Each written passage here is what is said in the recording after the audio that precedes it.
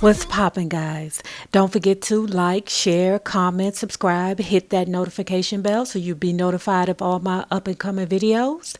And lastly, thank you for watching. Now, let's get into it. Okay, I got my boy Jock in the building. Walking the door, I don't know what's going on. They say, sir, you ready to be oiled up? I said, I don't know. I got Delicious in the building. Malaysia's in the building. What's up, fool?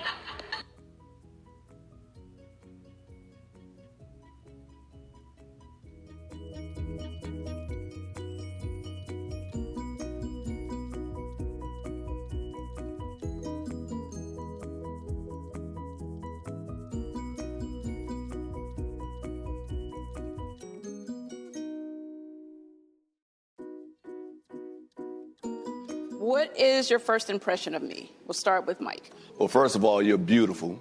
You're gorgeous. You carry yourself well. You you dress properly, and I think you represent yourself with quality and with a lot of class. And I see that right here.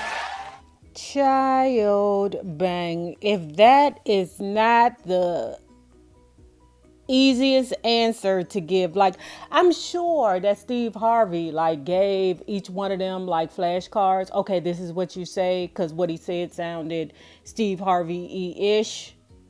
But we're not going to talk about that. We're going to talk about these Real Housewives of Atlanta season 11 storylines given exclusively by Tamara Tattles. Let's get ready. Cynthia has selected her boyfriend for the season with a little help from Steve Harvey. I think the guy she is going to be pretending to date this season is a guy that Steve Harvey set her up with on his show. Yeah, I just showed the proof. Yes.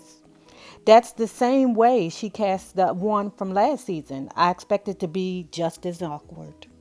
I told you, bitches. I told you, bitches. Now, I told y'all that Real Housewives of Atlanta producers would be some goddamn fools if they did not cast Shamari Devo just off of the fact that she's married to Ronnie Devo. Do you know how many god daggone Belle Biv DeVoe, New Edition, Bobby Brown, how many fans it is? And in fact, Ronnie Devo is right in our age group. I'm going to watch just so that I could possibly see his sexy ass on TV and not have to wait for him to come to concert to see him. And the other people, all the other people, all of the New Edition is going to show up and just do little drop-ins here and there. And before you know it, I guarantee you them wives going to have a show on their own on Real Housewives, well, not Real Housewives, on Bravo TV. I told you bitches that they was going to cast that girl. They would be idiots if they didn't cast that girl. On Friday, August 17th, Shamari DeVoe signed her contract and claimed Kenya Moore's peach.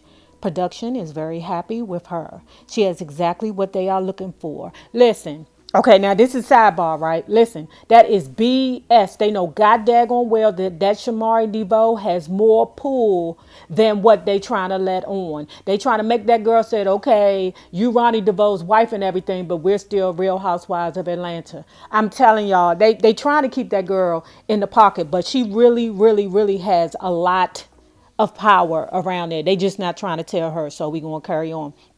And she will be featured as a B story, kind of like Sheree and Cynthia. Nene, Kandi, and to a degree, Eva will be the main focus. Somebody has to sit at the far end of the couches at the reunion. Okay, I don't know what the hell that means, the far end of the couch, because she's... Child, let me move on before I get pissed off. Tamara, I'm going to have to give you a dummy chop on that one, girl.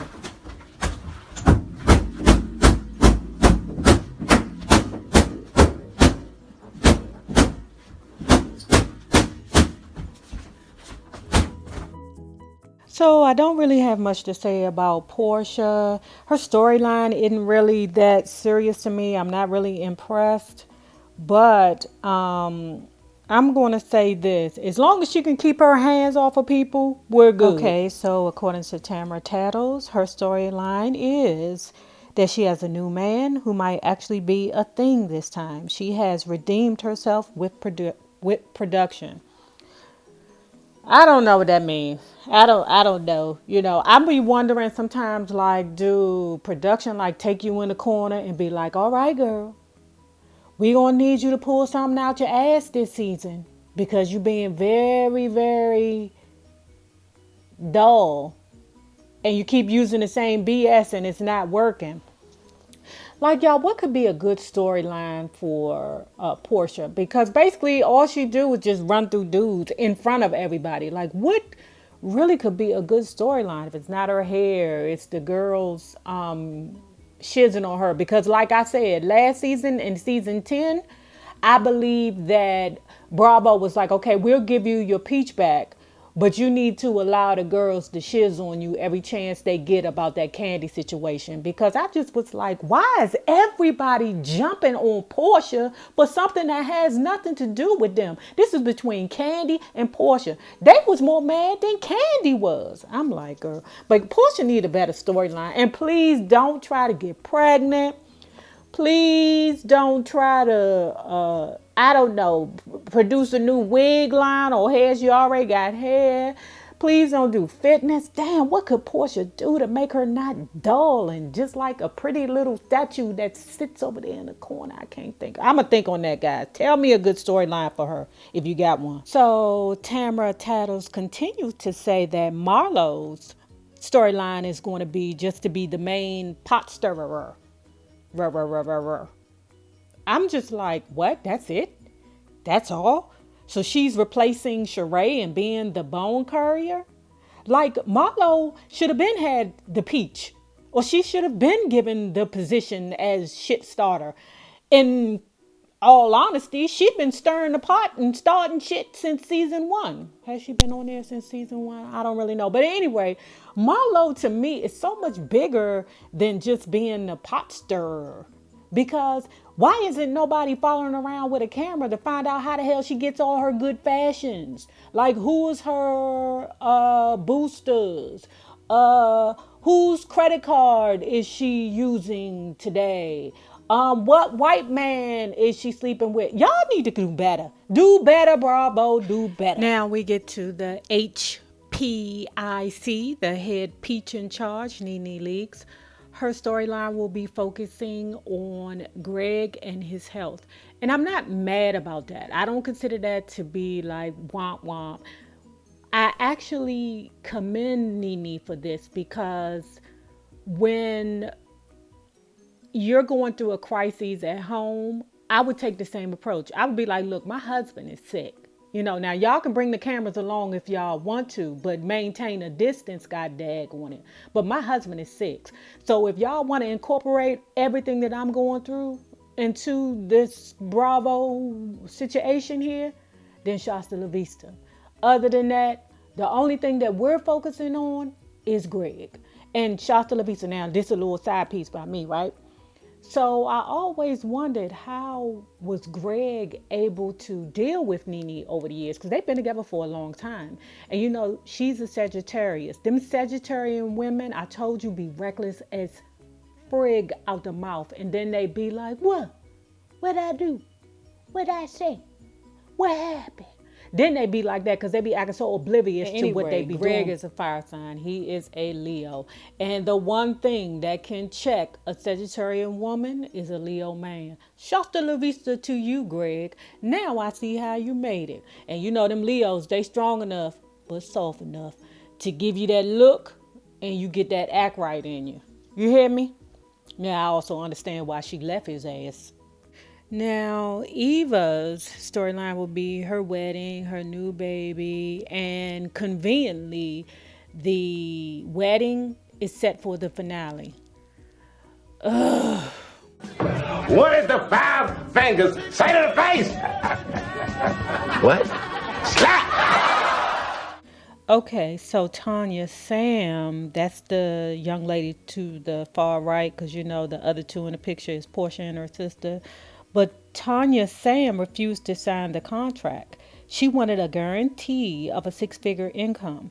None of the contracts have a guarantee unless you have a most favored nation contract or contact like Nene does. Otherwise, they negotiate per episode amount but do not guarantee the number of episodes, particularly with new people who could be written out completely or demoted during filming. Sam's already got guap. Her husband or her dude, fiance, whatever, whoever she's sleeping in the bed with every night, he got guap. So basically, she's like, well, wait a minute. I'm not fitting to put my life out there for you hussies to scrutinize me unless I'm guaranteed 6 figures. And I don't blame her. When you already got money in the bag, you don't need to beg to put more money in the bag. You don't need to beg to do that. You just put it on the table. Either we're going to do it this way or we're not. Okay, we're not going to. Okay, then we'll see you later. Okay, we'll see you later. So Kandi and Todd's storyline will be them opening up new stores or new OLG stores. I'm like, stores? Why isn't it a restaurant? I don't know. But they have a small version of it going into the Phillips Arena. Yeah, I remember seeing that online. Todd is going to be on camera more this season between the new OLG restaurants and producing Kandi's Bravo show. Bang. I don't give 2 craps about none of Kandi Berth's endeavors, not because I'm a hater, because I look up to the girl. She's younger than me, but I look up to her because she has the will of a friggin' bull. Well, she is a Taurus.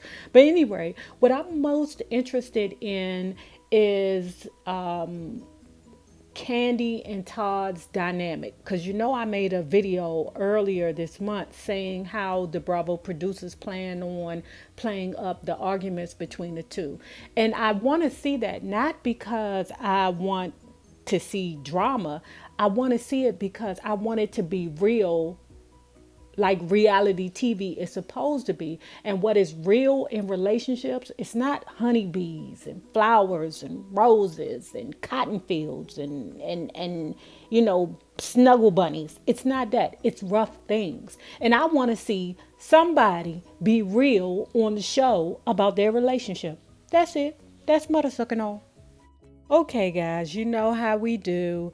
I normally don't do the recaps on Real Housewives of Atlanta because, child, it be so much drama that you more so want to do a discussion. So we're going to fall in line and do things that way that we've normally done, the Real Housewives of Atlanta discussion. And you know that the show starts early November, right? But this season, what I'm going to be doing is I'm going to be giving away prizes the same way that I gave away a prize for my Real Housewives of Potomac winner. I'm going to give away 3 prizes. One giveaway is going to be like $100, and then I'm going to have 2 $50 giveaways. The worst that can happen is I can go back to getting robbed, held at gunpoint, and being mistaken for a prostitute in my 3rd floor walk-up that was also a crack house.